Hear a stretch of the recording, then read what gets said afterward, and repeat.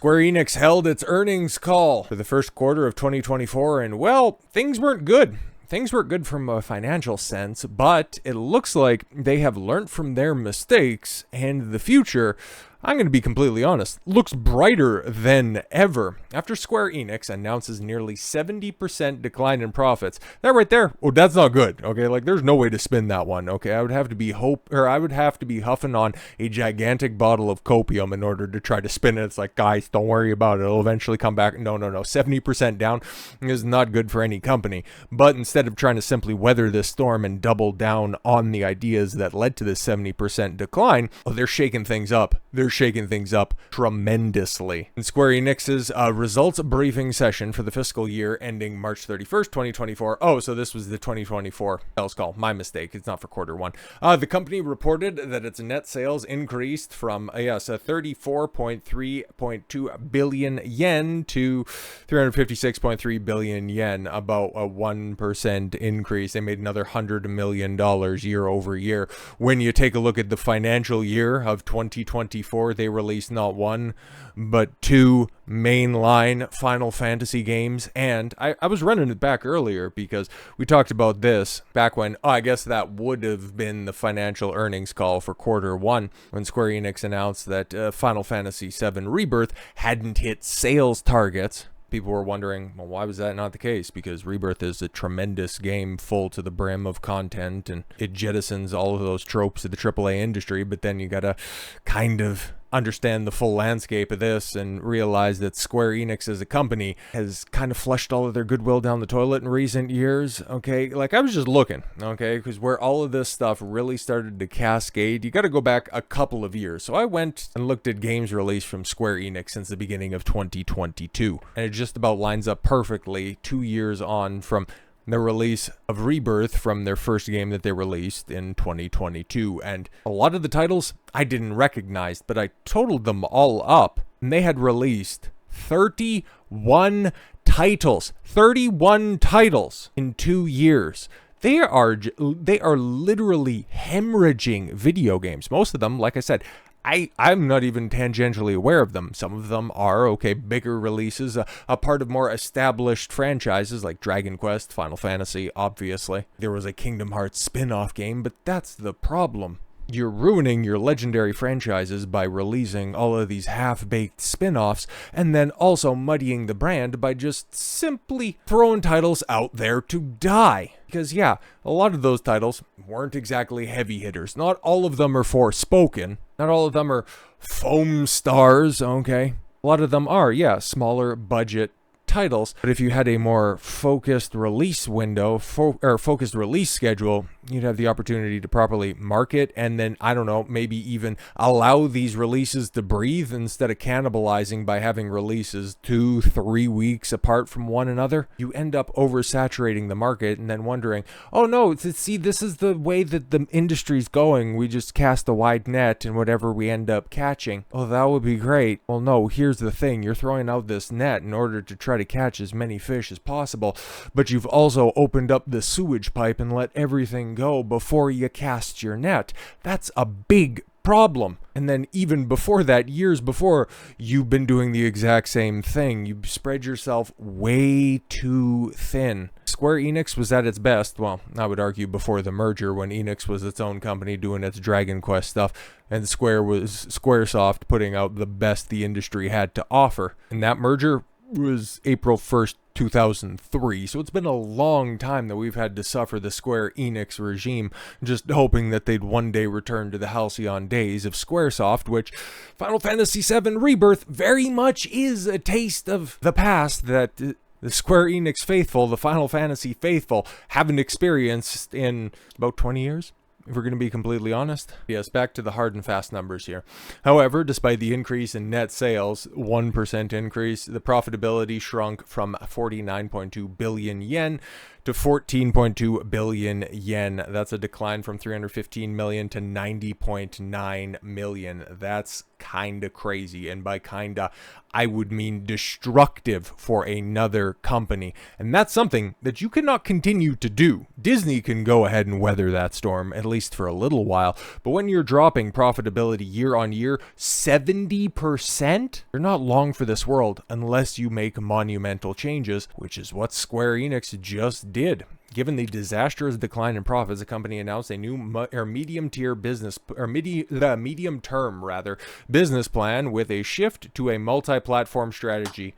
Oh my God, thank God, better late than never. Okay, but what do they mean by medium term? Everything that's kind of in place right now. So unfortunately, any of the exclusivity deals, when it comes to already established titles, things that are already in the pipeline, those are going to have to be honored. So Final Fantasy VII Rebirth, its console exclusivity is going to be up at the end of this month. At the end of May, it's already done and dusted. There was a 3-month window that Sony signed a big old check to Square Enix for. Now Square Enix is looking at those exclusivity deals and going, no, this isn't covering, because you take a look at the install base of the PS5, it pales in comparison to what the PC has, to what we could stand to gain even from the dwindling Xbox market. If we could find a way to downscale our products for the Nintendo Switch, or wait for the successor to the Switch, which Nintendo has heavily alluded to, and now we're starting to get rumors as to the power of it. So the Switch 2, whatever it's going to be called, the Switch again, the Switch Swatch, call it the Switch U. But yes, as they said in their release, aggressively pursue a multi-platform strategy that includes Nintendo platforms,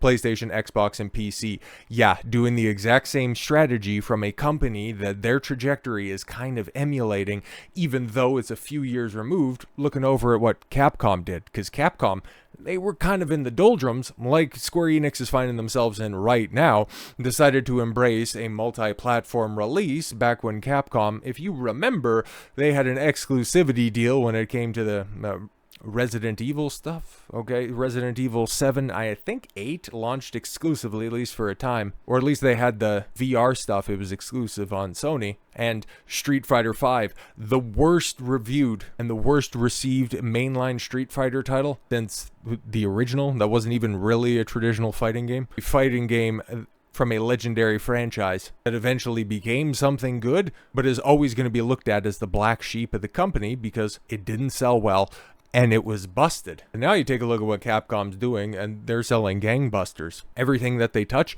is turning to gold, whether or not their business practices over the top or hurting its long-term viability.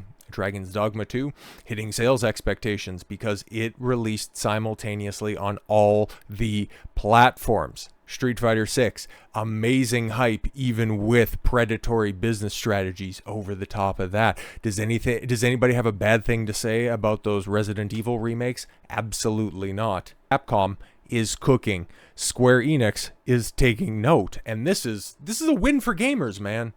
We are long since past the days of the PlayStation, N64, the console wars, where you had little plastic game bricks. Okay, you had your little plastic console that played the game that you want. They were intrinsically different machines. The Super Nintendo was different than the Genesis, and like I said, the PlayStation was different than the N64. All the way up until, I would argue, the PS3 360. After that, with the release of the PS4 and the Xbox One, you basically had the exact same hardware. It was just pick your color. So it doesn't make any sense for these third-party companies to sign these exclusivity deals, because all they're doing is shooting themselves in the foot when it comes to potential audience that they can capture. Because they're making a game, well, obviously they're making it on PC, so not having a port for that, it just makes absolutely zero sense moving forward. And given how similar the architecture is between the Xbox now and the PS5 is, and even PS4 and the Xbox 360, and then towards the end when it came to development, outside of a couple of different games, Bayonetta looking specifically at you, PS3 and the Xbox 360, that was the last time that there was a big difference. But that was also the last time that the industry was probably in the best position that we're going to find it for a very long time. I think games really did peak around 2008, 2009, back when there were hot exclusives on every console. Every big player in the space. You had the Nintendo cranking out the Wii, the best-selling console of all time. PS3 was on its rebound and definitely doing a hell of a lot better than it started off with. And Xbox 360 was still riding atop the industry. So yeah, that ended up creating a very good time, a very competitive time. But now, because, well, Xbox, well, you could probably point it back to the announcement of the Xbox One, where they had the always online DRM. It shot themselves in the foot. It completely took them out of the conversation as a competitor to the PS4. It completely trounced the industry, and now we're just left with this overall malaise, especially when it comes to first-party titles. The fact that Sony doesn't have any big release this year left on the schedule tells you something. The fact that Xbox is going through its issues right now that have been well documented on this channel and many others lets you know exactly what the landscape of the AAA industry is right now. So do third parties really want to wade into this nonsense? Absolutely not. So go ahead. There are still gamers on the PlayStation. There are still gamers on Xbox. There are definitely gamers on PC and on the Switch if you can go ahead and make your game work over there. Or hell, release some of those old installments, you know, that were running on the PS2, or the Xbox, the PS3, 360. Those ports, they'll work on the Switch, and they sell on the Switch. That's the thing. And if the Switch 2 is as powerful, because there's some rumors that it's as powerful as the PS4 Pro with a little bit of tweaking in the upward trajectory, so that means it's going to be basically as powerful as the PS5, which was underpowered at the time as it was released. You know what that means? Multi-platform releases in the next console cycle, whatever that ends up looking like after a refresh, maybe because the Switch 2 ends up launching at the beginning of next year, means the third-party exclusivity is fundamentally dead. And then even first-party exclusivity, like you take a look at what Xbox is doing, trying to move everything over to Game Pass, releasing some of their older titles on PlayStation, on Nintendo, and then also having everything day-and-date release on the PC. That's the future of the gaming industry. And that's fantastic news, because as often as you've heard me talk about Rebirth since its release at the end of February, you've also heard me echo the sentiments, I can't wait for this game to come out on PC, because the PlayStation 5 is underpowered. I never would have bought a console, and not a single red cent went to Sony with my purchase of that. I bought it secondhand from somebody who, well, ran into the exact same problem that every other PS5 user has had. There are no games for the system. That's the thing, man. So yeah, to me, Rebirth was a console mover. They didn't have a bundle ready, so I didn't buy it firsthand. Sucks to suck, I guess. But I can tell you beyond a shadow of a doubt, the moment that a PC port, which looks to be, especially if they're talking about medium term, and especially with these exclusivity deals falling by the wayside, and them going with a much more aggressive multi-platform strategy, my idea of thinking that we're going to be seeing a PC port of Final Fantasy VII Rebirth at the beginning of the year looks a little bit like the end of the prognostication. We could end up seeing a port by the fall. We could end up seeing a port of Final Fantasy 16 probably by the end of the summer, just in order to try to recoup these losses and really gauge the popularity of the franchise, because you pigeonholed yourself to a finite audience. Let's see how good the game is, really. Okay. Furthermore, the company detailed its plans to build an environment where customers can enjoy our titles in regards to major franchises and AAA titles, including catalog titles. So yeah, all of our old back catalog we can go ahead and re-release on the other platforms that weren't able to access them before, which is, of course, just good news for everybody, okay?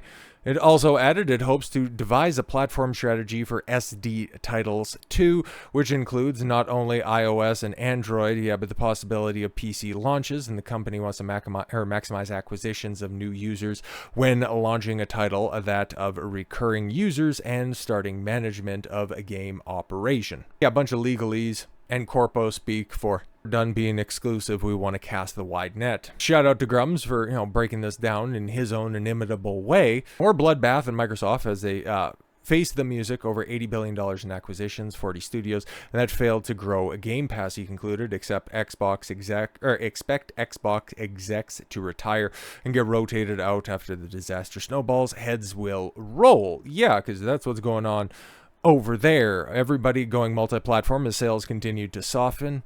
Microsoft will put their games on every platform faster and in greater quantity. Yeah, because they have the little beleaguered Microsoft Store, but I would totally anticipate, and now that we're going to be heating up into the old E3 time of year, beginning to middle of June, Back when you traditionally had all of your AAA game studios get together and commiserate and announce all of their plans for the upcoming years. Everybody's hosting their own little online variations of this, and Microsoft, they're going to have to knock it out of the park in order to try to knock some of the stench off of their recent decisions. So I wouldn't put it out of the realm of possibility that we don't see a Game Pass on Steam, Game Pass on, hell, EGS, Game Pass wherever you want to purchase it moving forward, because that's obviously what they're trying to do.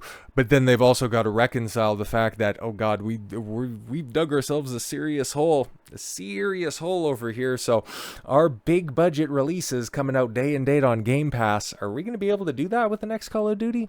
Are we going to be able to do that with the next Elder Scrolls, Wolfenstein, Doom? Are we going to be able to do that? They have really screwed the pooch over there, but I'm sure we'll talk about Microsoft whenever they make their announcement. And PlayStation's supposed to have another one coming up, but I guess that's what, they're just going to try to shill the refresh of the PS5 Pro, which who cares about at this point in time? Increased microtransactions, especially for Game Pass, Origin, and other subscription services. EA has already talked about ads, yet trying to force ads into your games, which that's the future if you just put everything into streaming. That's why I love my physical copies, and I buy my copies whenever I have the opportunity. I don't have any of these Netflix-like game subscription services because I knew that this was eventually going to be coming, trying to put ads in your streaming game. So at the end of the chapter, or hell, even after you die, like, okay, you're playing, for whatever damn reason, you're playing Halo Infinite's campaign, and after you die and you have to wait to respawn, you have to watch a 30-second unskippable ad. You think that sounds like parody.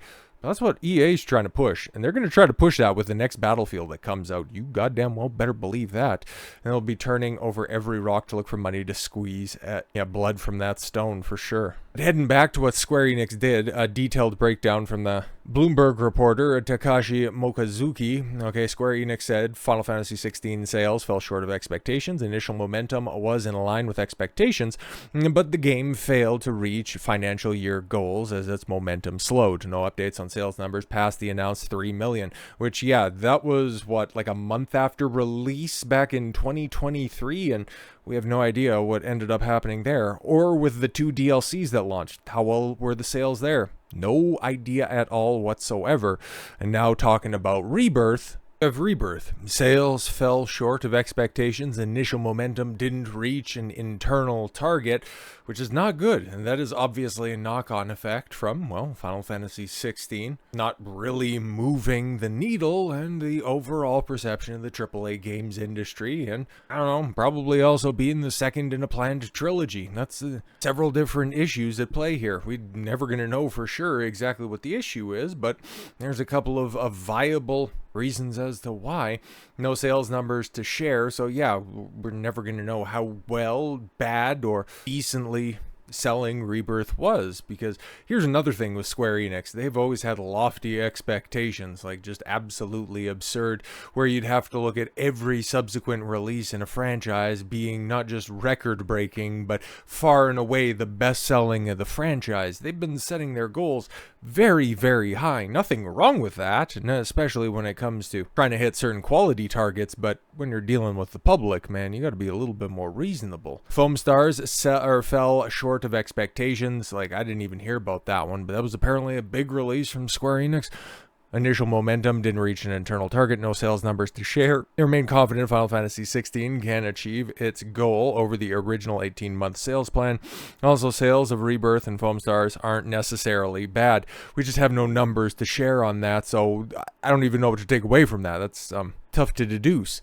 Reorganized development team into 5 console teams, 1 smartphone game team. So yes, that is in line with their streamlining of releases. And then that also bundles up well with the next point. They have relied too much on individuals' creativity. Now that might sound bad, but will promote sharing game making know-how among teams, and will seek best balance of individual creativity and organizational discipline. Because exactly, and Square Enix employs one of the most creative individuals in the entire space in Tetsuya Nomura. And if you don't put that dude on a leash, well, you end up with the wildest aspirations of Hideo Kojima and the doldrums when it comes to a structured release schedule like his other flagship franchise, Kingdom Hearts. As a fan of both Final Fantasy and Kingdom Hearts, it's tough, man. It's real tough. Dragon Quest XII remains under development. Well, yeah, of course, it's another big mover and shaker for them. But a lot of that streamlining didn't have much to do with their AAA releases, and we talked about that at the time. This is more or less focused on these sludge pipe games that they just let out to die. Investors react, sell shares heavily. Stock fell at the day's trading limit. That's concerns. Our pipelines have become too empty. No big titles that can lift up the company's top line over the next couple of years. Yeah, that's not good, because a lot of people were anticipating perhaps some movement on the Kingdom Hearts forefront, but again, Laughs and Nomura might hear an announcement of Final Fantasy 17, maybe some ideas that, here's maybe some of the crew that's coming over, maybe we got a teaser, but it's still going to be years out over the next couple of years. Jesus, so who knows, maybe the conclusion of the remake trilogy, that might be the next big AAA release from Square Enix, which would be absolutely absurd, because we know the development on that is very much underway. This main scenario has been completed. They're looking at recording voices in the very near future. Everybody who has worked on Remake, worked on Rebirth, and is going to be working on, from my estimation, it's going to be Reclaim, but Part 3, they have a team in place. It's a well-oiled machine, so that means the future of Square Enix post the Remake trilogy is going to rely heavy on their multi-platformed release, because a few years ago when they tried to buy into the West, it didn't end up working out for them. And those are the big changes that we're seeing right here, and changes that I think are very much for the better, because look at the thriving game companies that are out there, the big AAA titles, okay? Not so much the indie companies, because they aren't so ideologically driven or scared stupid because they're ballooning budgets that they need to try to appeal to the broadest audience possible, meaning that they take the temperature of the room by the loudest voices on social media, and then they end up kneecapping their releases in the aftermath, because that's kind of what we've seen when it came to Square Enix's Western expansion, buying up Crystal Dynamics, Eidos, and a bunch of other studios that ended up producing dud after dud after dud. Nothing against the Deus Ex, Human Revolution, and Mankind Divided. It's just Square Enix trying to recoup some losses, because while a lot of people liked those games, they just weren't big movers. And Square Enix, again, they're setting lofty sales expectations, ended up setting themselves up for a fall, and then microtransactioned Mankind Divided, the wazoo, killing off that IP. And then, of course, Crystal Dynamics, you know what they've been doing with Tomb Raider. It was a monumental failure, and the studio behind Forspoken, well, anything that could say about, or can be said about their downfall is more inspired than any of the dialogue. But Square Enix makes cuts to the US and European teams as part of a new plan to rebuild overseas business divisions from the ground up. I like to see this. It sucks for the people that got fired, but again, you weren't doing your job very well, so why should I cry about people who were bad at their job losing their job? Part of a new plan to right the ship after a particularly disastrous financial year, Square Enix has announced that they will soon be taking steps to rebuild their US and European divisions from the ground up, beginning reportedly with making major staffing cuts to said overseas teams. Final Fantasy developer intent to revamp their Western business operations was first revealed to the public May 13th, courtesy of the company's annual financial reports for the period between March 31st, 2023 and March 31st, 2024. Therein, following the admission that their operating income and profit had decreased respectively 26.6 and 69.7% compared to the year prior, a result attributed to the company's recent decisions to cancel multiple in-development console games, not any of the big releases, just the AA titles, but there were a lot of them, apparently. Square Enix informed their investors that they would be moving to employ a new medium-term business plan, casting that wide net that we already talked about. This plan, they explained, would see them work to achieve 4 specific goals, including refocusing themselves on developing of titles delivering fun, which Rebirth is very much in line with that, shifting their video game release plans to a multi-platform strategy, which is a gigantic W, allocating a maximum of 1 billion yen for total strategic investments, growth investments, and shareholder returns. Yes, instead of trying to buy up other studios and ingratiate yourself in with a rotten company and rebuild overseas business divisions from the ground up. Square Enix has begun optimizing costs at its European and American offices via structural reforms, detailed the company of its latest goals. It will also promote intra-group collaboration in Japan and abroad and strengthen the functions of its London development site. For example, the group intends to work to strengthen the close collaboration between its divisions in Japan, creative studios, and publishing, and enable greater mobility of talent between them and the group's publishing functions overseas. Good, man. Taking a more top-down approach, because where do you have your best received games coming out of? Japan. Where did all of the slop come out of? I will let you deduce where that was coming from, based on where all the cuts coming from. At the time of their financial reports publication, the studio behind the Kingdom Hearts franchise did not provide any details as to just what their overseas rebuilding process would entail. I would imagine it would be matches and gallons of kerosene. However, according to two Square Enix employees who spoke to Video Games Chronicles, an internal meeting later that same day would see company president Takashi Kiryu reveal that said process would include a round of layoffs in their US and European offices. According to the employees, while Kiryu did not specify just how many individuals would be affected at the staffing cuts, he did confirm that people working in publishing, IT, and Square Enix's collective indie games divisions will be predominantly affected, which most of that makes sense, especially the indie games division, given the fact that they cut a bunch of their indie games, okay? But as for IT, it's like, come on, man, like, those guys don't deserve to get fired. Publishing, well, if you're working in some of the translation and some of the localizations, I mean, you kind of deserve to lose your job. Yeah, man, it's going to be interesting to see what ultimately ends up happening, especially with announcement season and the video game industry coming up, and with Sony burning to the ground, Xbox burning to the ground, Nintendo in a very precocious spot, having to announce a successor to their most profitable console in history. Ooh, it's a fun time, a scary time to be certain, but one worth paying attention to. So overall, it might seem like bad news for Square Enix, but when it comes to putting out good games, reaching a broader audience, this is an overall W, however you cut it up. So with all that said, thank you all very much for the gift of your time. I've been Don Consuelo. I want you to follow your gut and get after it. Take care, everyone.